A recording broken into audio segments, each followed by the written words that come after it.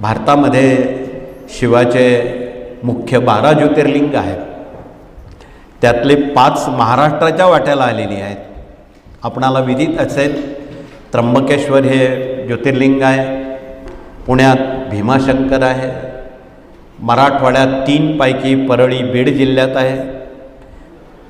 हिंगोली जिल्ह्यात औंढ्या नागनाथ आहे आणि छत्रपती संभाजीनगरला वेरूळ आहे. ही सारी दैवतं महाराष्ट्रामध्ये अत्यंत सामर्थ्यानं भाविकांना धीर, दिलासा, आत्मविश्वास आणि धैर्य निर्माण करण्यासाठी ते आपणाला हाक मारत आहेत, नव्हे ते आपल्या पाठीशी उभी आहेत. ज्यांना ज्यांना ज्योतिर्लिंगात जाणं शक्य नाही त्यांनी सेवा केंद्रात आता स्वतःच्या घरी आज दिवसभरात शंकराच्या सेवेच्या व्रतात आपण सहभाग घ्यावा. बरेच काही लोक आज अत्यंत कडक असं हे उपोषण करतात, पाणीसुद्धा पित नाही.